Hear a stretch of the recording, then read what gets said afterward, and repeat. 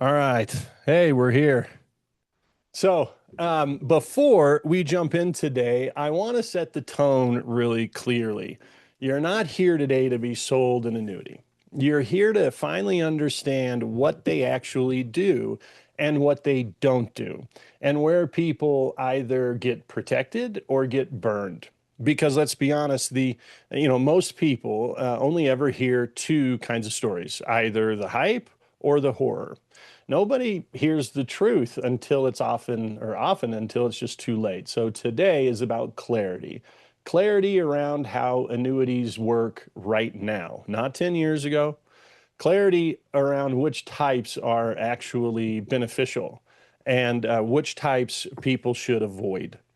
And most importantly, clarity around which one fits your situation. Now, you probably already know myself, and sometimes we have John on our workshops. And but today, and I'm excited about having him with me. We have William, who is he's our annuity specialist, our expert. He works with over 40 A-rated carriers across the country, which means he's seeing what's actually happening in real time. So, not just what one company wants you to hear. And my job today is simple. I'm going to ask William some questions that most advisors don't ask. And I think they're the questions you need answered. And William is going to walk us through the logic and the numbers in plain English. Your job is even simpler. As you're listening to this, just ask yourself one question. Where does my situation fit into this? So let's get started. William, for those who haven't met you yet, can you share who you are and the work you do behind the scenes with advisors all over the country? Absolutely, Kelly, and thank you for having me. Again, my name is William Wade, and what I do is wholesale annuities. The my company represents about 40, as Kelly mentioned, of the largest A-rated insurance companies, and my job is to be the product expert for advisors and agents across the country. So when someone like Kelly is doing planning work with a client and thinks maybe an annuity is going to be a fit for part of their plan, Kelly can focus on getting into the weeds of the planning side, and he has me to focus on the nuances of the different annuity products so that we make sure we're getting the absolute best annuity product for each and every client. And like Kelly said, it's not just one insurance company is the right fit or one product is the right fit. We're looking across the whole gamut of over 40 different A-rated insurance companies. And the product that was the best a month ago isn't necessarily the best this month. So that's really my focus, is to stay up to date on all these different nuances so that we can deliver the absolute best annuity product for your specific case. I love it. That's perfect. William, something we hear a lot from people is this. I've heard the word annuity 100 times, but I still don't, really understand what it is, and they all sound kind of the same. But you and I Mhm. know that's exactly where people can get hurt when they Yep. assume all annuities are identical. And most people don't get hurt by annuities. They get hurt by choosing the right tool for the wrong job. So, from your experience working with thousands of cases over your career, what usually goes wrong when someone doesn't understand the difference between a growth focused annuity and an income focused annuity? Great question, Kelly. So when it comes down to it, there's two main things that annuities can do for you. The first is they can safely grow your money. The second is they can provide you with income for the rest of your life. And you can get kind of a mix of both of those from certain products. But Kelly, at the end of the day, there's only 100 pennies in a dollar. And you'll hear that kind of throughout this conversation we have today is there's no secret sauce. There's no annuity that gets you the best growth and the best income. Insurance companies only have so much money to build products. So they can put that all towards growth, they can put it all towards income, or they can have a mix. And really, when we're looking at a specific plan for a particular client, we want to know, are they looking to maximize this money for income or maximize it for growth? Because we want the best income product if it's income, or the best growth product if it's growth. If we meet somewhere in the middle, you're not getting a great income product and you're not getting a great growth product. So that's really what it comes down to for growth versus income. I love it. I appreciate the clarity. And again, that is often, I mean, is it fair to say that is the first foundational decision? Yes, absolutely. All right, great. So if you're hearing this, think about your own situation for a moment. If you had to choose just one, growth or income, which one actually matters more to you right now? And maybe a better question is this: what would it cost you later if you accidentally chose an income annuity when you really needed growth, or chose growth when you really needed guaranteed income? That first decision is where most people go wrong. And it's exactly why we always do private strategy sessions after these workshops. So, William, another thing we hear a lot is my average return on my investments is pretty good, so I should be fine, like insinuating I don't need an annuity. But when we Mhm. actually run the numbers, the reality is this: your retirement plan can completely collapse even with a good average return simply because the bad years showed up early. Can you walk everyone through what sequence of returns actually means and what can happen to someone's retirement income if the down years hit at the wrong time? And to be clear, this obviously is related to those individuals that aren't utilizing an annuity tool and trusting the return of their investment account to provide the income. So, can you help us kind of diagnose that a little bit? Yes. And, sequence of returns, you read about it, you hear about it, but I mean, what does sequence of returns actually mean? And I think the best way to do that, Kelly, is let me share my screen. I Perfect. personally am visual. I know a lot of other people are. I am And too. I think actually looking at it makes a lot more sense than just talking about it. So I'm going Perfect. to pull up my screen here and just share a quick example on sequence of returns. So, uh, for sequence of returns, let's just take a look at an example here. So we've got two different scenarios here. We've got Mr. Green, who is in an up market, and we've got Mr. Brown, who is in a down market.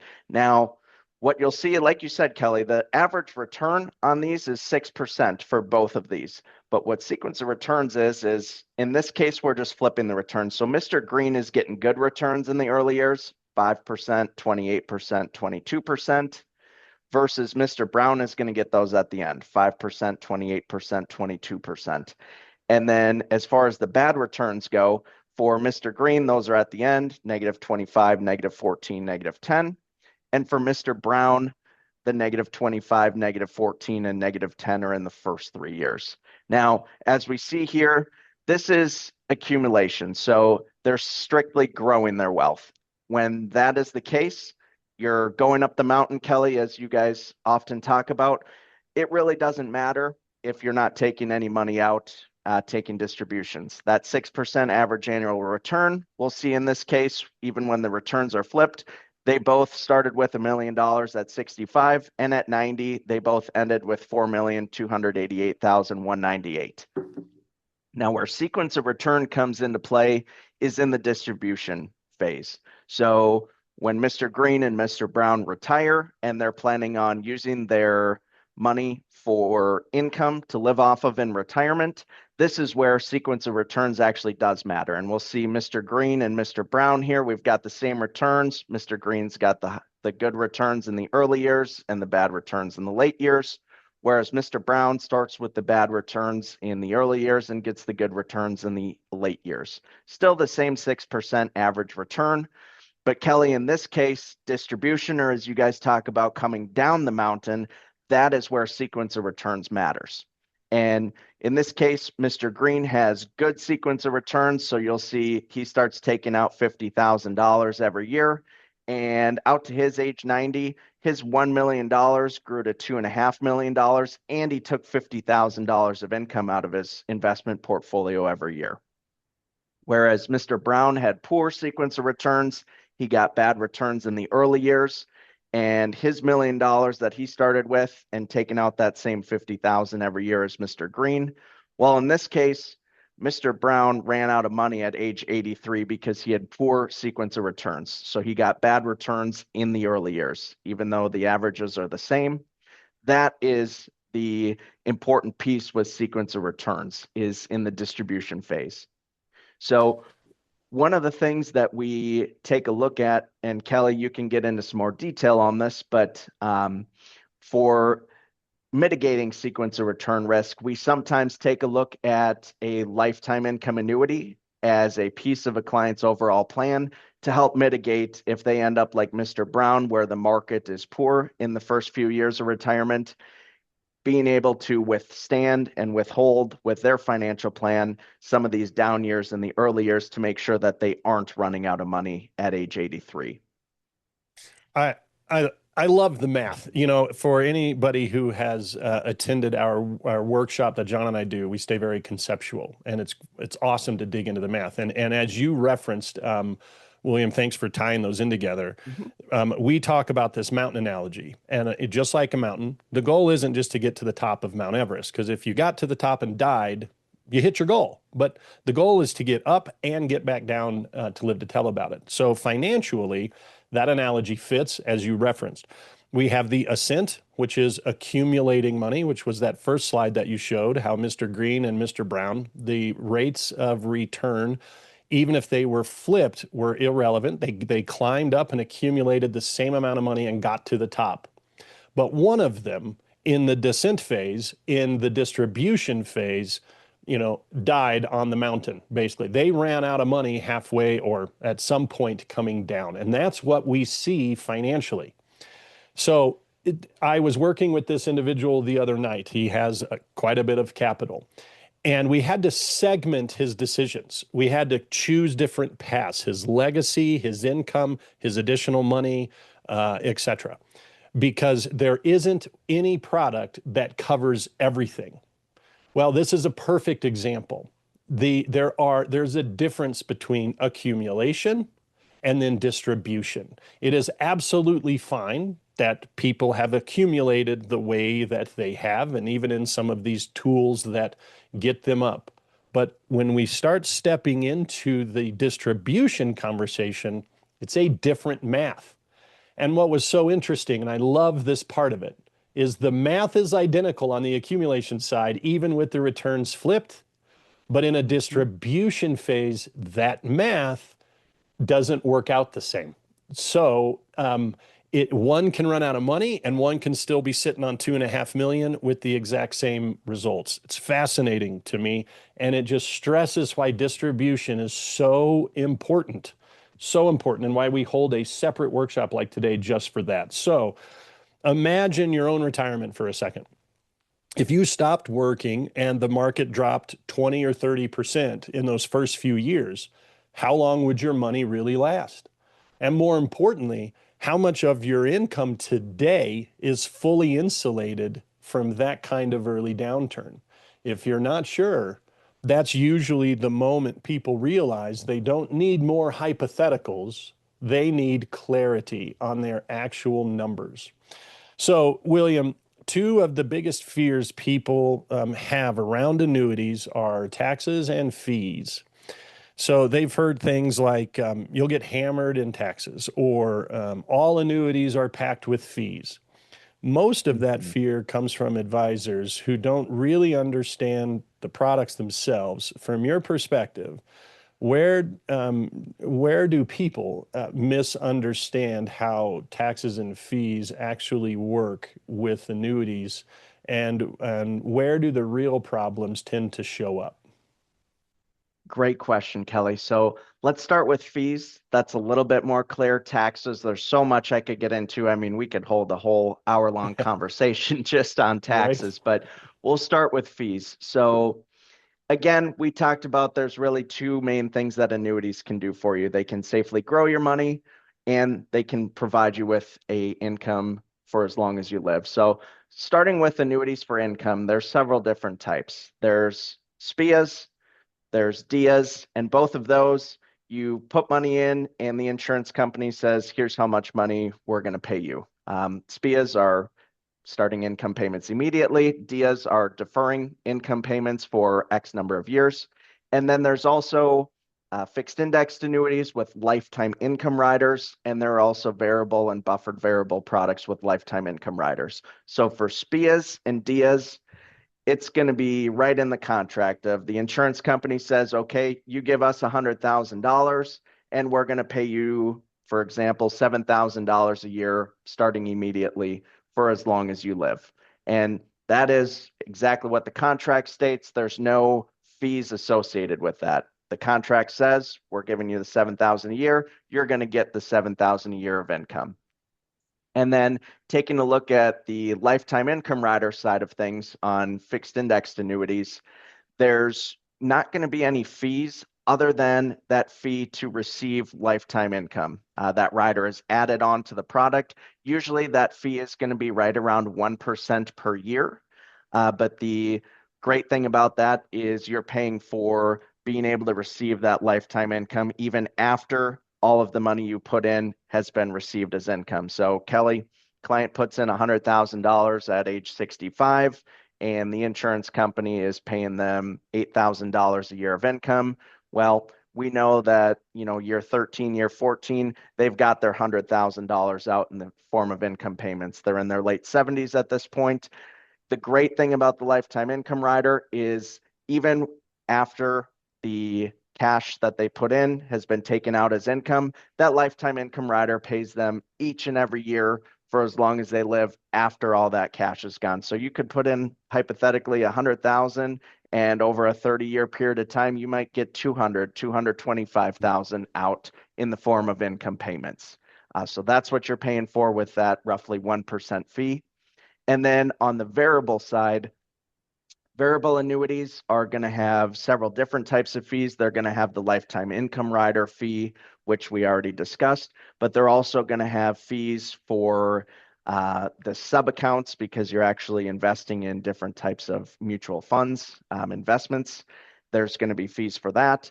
And then there's also going to be fees for policy maintenance. So that is where a lot of times we see with the variable side of things, you might get fees that are 2.5, maybe even 3% or higher. And when it comes down to it, again, getting back to our story of there's only 100 pennies in the dollar, a variable annuity offers you some growth and some income. But again, we want to focus on maximizing for income or maximizing for growth. So you get a little bit of both with that product. We haven't really seen many scenarios where these variable products perform on the growth side as good as some others, or on the income side, give as strong of guarantees as others. So we usually stay away from those for those reasons, as well as the fact that the fees may be 2-3%. Makes sense. So I like your analogy of there's, only 100 pennies for the dollar. So if someone is choosing the income and the income distribution is very competitive, for not only the amount per year and then the fact that they can get paid their entire life, even if they live out to 120 years old, which is amazing. There's a small fee. I heard you say 1%, and I know we're not holding you. That's what it is, but you're just referencing it. There could be a small fee to the insurance company for kind of that give and take to help them ensure that that's the case. Did I hear that correctly? And then also, it's not that, I mean, when you're looking at a 1%, fee, that's a very low basic management fee anyway, even if you have that account sitting in some investment thing. And if you ran out of money in that account, then if you're at zero, then there's no income coming from it ever again. Right. So is it fair to say that, if you look across it all corporately, any fee for these kind of writers is pretty minuscule? They are by no means riddled with fees to where someone's getting robbed. Is that pretty accurate? Yes, absolutely. I would say that is accurate. The one place where we might say there is very high fees for the value Potentially the that you get, variable. it would be maybe on the variable side of Yeah, and that things. makes sense because then they're just investing in a typical kind of mutual fund investment anyway. And it's not the annuity, it's the engine that's pulling it, which is the mutual funds, Yep. right? Okay. So if you're thinking right now, I don't actually know what I'm paying in fees if you have an annuity currently, and it's, if you don't know how it's structured, what your annuity is looking like from a fee based. And you're not alone if you aren't aware of some of these internal setups of your if you have a current annuity. A lot of people aren't it's not disclosed to them necessarily maybe up front. As I said, we like all cards face up. We want to talk pros, cons, and everything. So if you have an annuity and you're not sure, you're not alone. A lot of people, discover the tax issues or free fee problems until years later. So when there's no easy way to kind of fix it. So that's exactly why we offer private reviews, because this part has to be specific to your accounts and not just examples like what we're giving. So William, annuities are not a fit for everyone. We never recommend putting all your money into one, and we're definitely not here to pretend annuities solve every problem. So from what you've seen across, 40 plus carriers, where do annuities not make sense? And what kind of situations should someone avoid putting money into an annuity altogether? Yeah, I think there's a couple main areas, Kelly, where people should avoid annuities. The first is you shouldn't put any money into an annuity if you're going to need that money soon. So, for example, if you're thinking about putting $100,000 into an annuity, but you might use that $100,000 in 6 months or a year and a half to put a down payment on a house or to do some refurbishing. Well, that's not going to be a good fit for putting that money into an annuity because there are surrender charges. So similar to if you purchase a CD, for example, if you try and take your money out of the CD before it matures, oftentimes there are some penalties associated with that. Similar on the annuity side of things, where if you buy an annuity that has a 5 year duration and you try and take it out 3 years in, well, there's going to be some penalties or surrender charges, as they call it in the insurance space, associated with that. And the reason for that, Kelly, is insurance companies are pricing the product for the full duration. So if you're purchasing a 5 year product, they're buying 5 year bonds to back that product. Because again, it's not like insurance companies are just out there, making this stuff up. They have what's called a general account where they have a pool of money based on the yields mainly from high grade corporate bonds to go out and build products. So they want to be able to also back that product so that when it does come to duration, you get all your money out in the interest that you've received and the initial principal. So in this case, if you're trying to take your money out 3 years, there's going to be charges for that because, again, the duration hasn't been met, and that also costs the insurance company something. Sure. So, and that's part of, the discussions that we have, right? And that's one of the reasons we don't recommend all of the money going in, because life throws, maybe that desire to buy the boat just overtakes you, and right, where's that capital coming from? So, are there any other, any other scenarios where maybe it doesn't make sense other than just potential liquidity needs?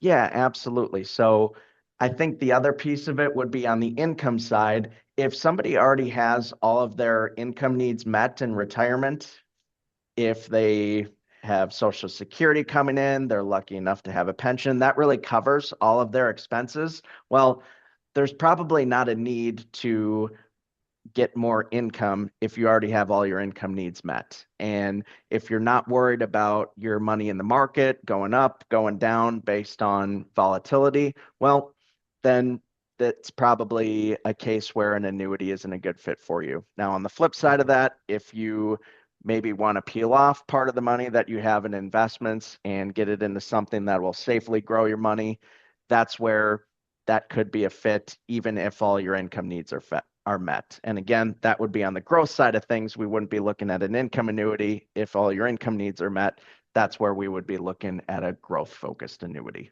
I love it.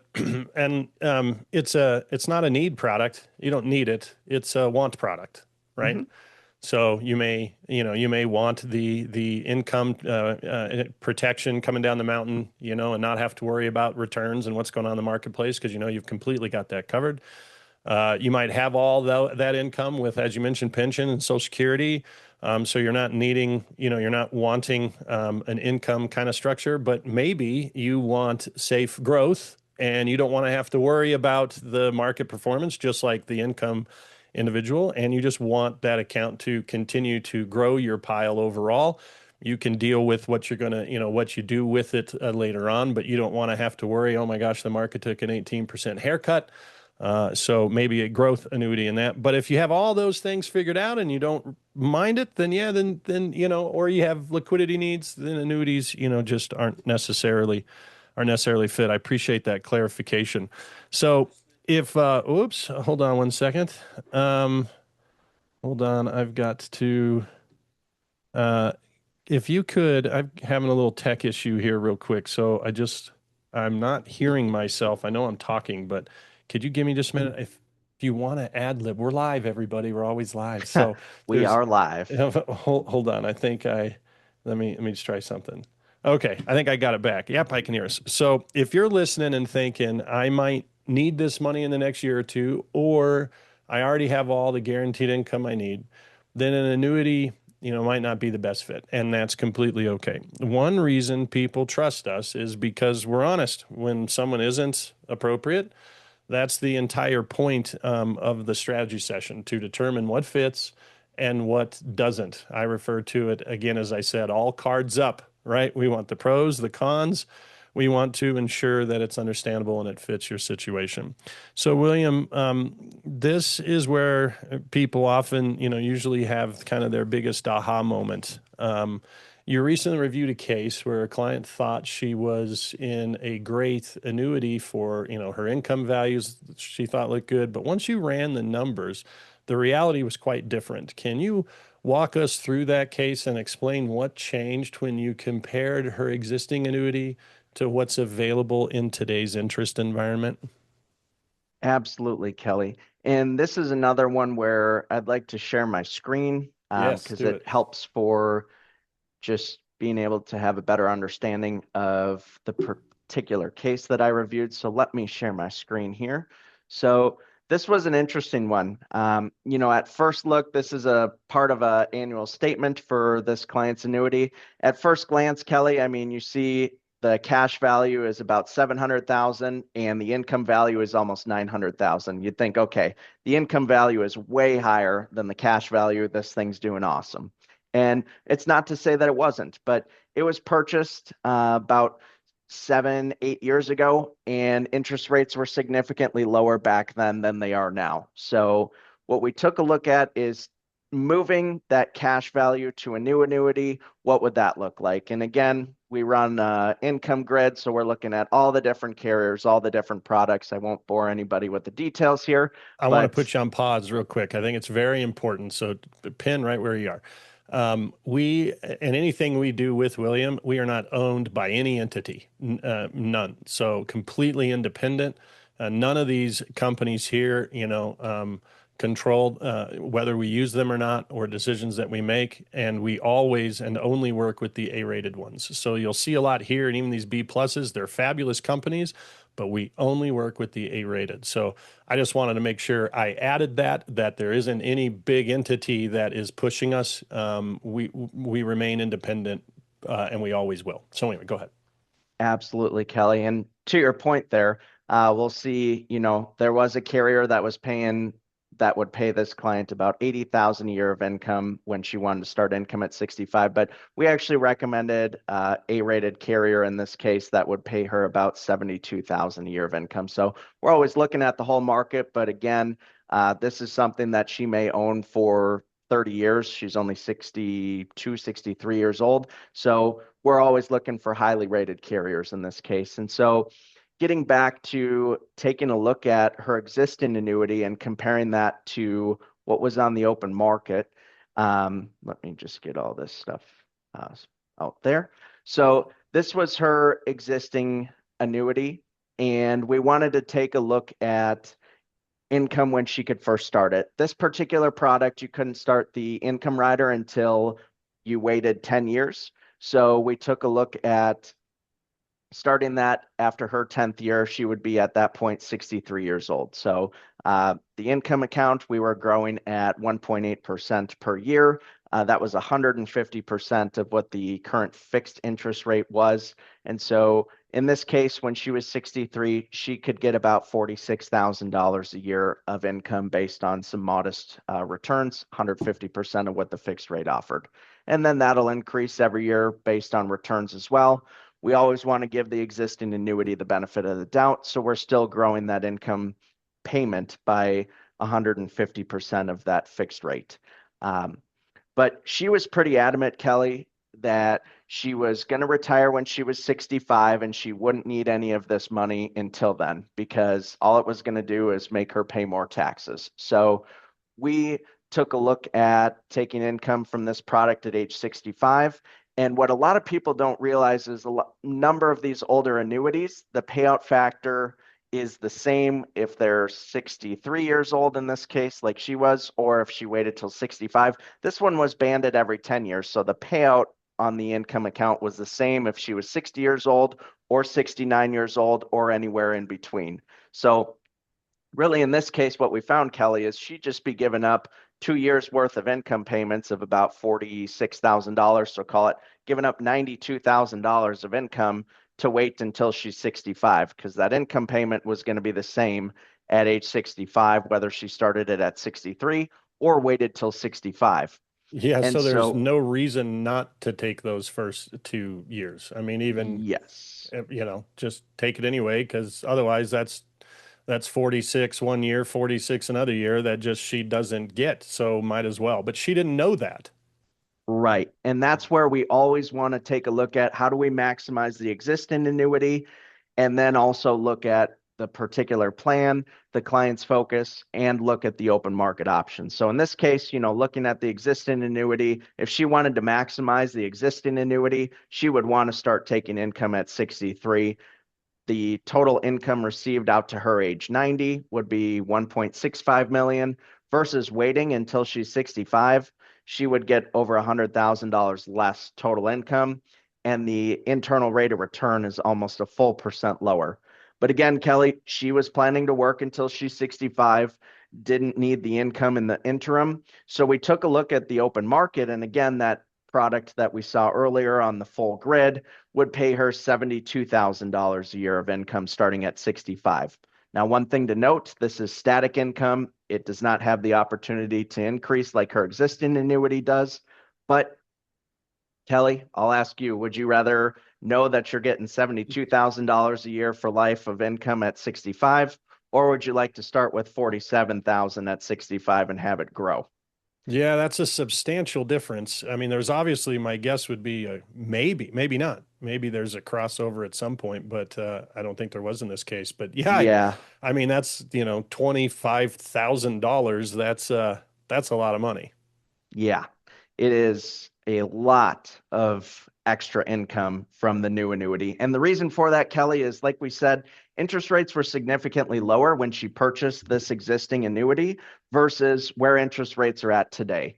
So, we'll see at her age 90, total income received from the new annuity would be 1.88 million, and that IRR is 6.99%. And even looking at the best case scenario where she started income right away after the 10 years with the existing annuity, that's an additional couple $100,000 of total income received, and that IRR is over a full percent higher. So this was one of those scenarios where it turned out great for the client. The annuity that they had purchased about 7, 8 years ago was at the time the best thing out there for them, but interest rates had risen significantly. And now that she was getting closer to using the income, we were able to find a product that was going to guarantee her significantly more income than the existing annuity, while also showing her the way to maximize the existing annuity if she did end up deciding to stay with that one.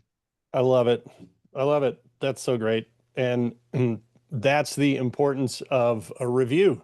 Mhm. And I mean, we're definitely not knocking her agent, but the one that helped her, should have been doing this work with her in the first place. But so if there's one thing you've probably realized today, annuities are not good or bad. they're either appropriate or inappropriate. They're just a tool, depending upon your goals, your timeline, and how you need your money to function. And the real risk isn't the annuities themselves. The real risk is choosing the wrong type or the wrong timing and discovering it after you've already retired or turned income on. So this workshop was the review. The real value comes when we look at your actual numbers, your accounts, your income needs, and your timeline. So, like we do after every workshop, we're opening, a handful of private strategy sessions. There's nothing to buy in the call. This is not a presentation. It's simply, either myself or William or potentially with John and walking you through your situation and showing you what your income options really look like, how much protection you actually have, and whether an annuity makes sense for you or it doesn't. So the link you'll see to meet with us, well, you'll see it'll take you to a short survey. So your age, your account types, it just gives us the ability to prepare a little bit. Once you submit that, you will be taken directly to our calendar. So here's the real decision. You can guess where you are on the track, or you can get clarity. If you want clarity around guaranteed income or loss protection, this is how you get it. But if you're not ready yet, that's perfectly fine. But if you want clarity now, the link you'll see, it's either in the chat for you live or you'll see it later. It's how you make that happen. So we're happy to answer any questions somebody has. And if we don't have any questions come up, that's fine. Hopefully we'll see you in a clarity session and we will end our little workshop here. And sometimes, of course, we can't get too detailed on a Q&A. But William, as always, man, I greatly appreciate your efforts and your helping us bring this content to our database of people. This, I believe, is one of the most valuable workshops that we do. The helping people accumulate well is what the majority of financial planning does, but it's the distribution to where they either make it down the mountain, or they're falling short. And when the statistics are, I think it's like 3 out of 100 are completely self-reliant coming down the mountain. This is kind of our part of trying to increase that number. So I really appreciate what you do and your efforts and what you do for us and our clients. And thanks for joining us. And I don't know, I've already kind of mentioned it, I think, somewhere, William. I'm just going to put you on the recording on the spot. But I think I have it shown that we might be doing this again on the 22nd. Are you cool with that? Absolutely. Okay, yes. All right, so more details to come, but we appreciate you. Thank you very much, William. Happy New Year. I hope you have a great rest of your week here, and then I'll follow up with you. But thanks a lot, my man. I appreciate your help. Absolutely. Thanks to everyone for joining. And Kelly, thank you for having me. You bet. We'll talk soon. Bye bye. See you.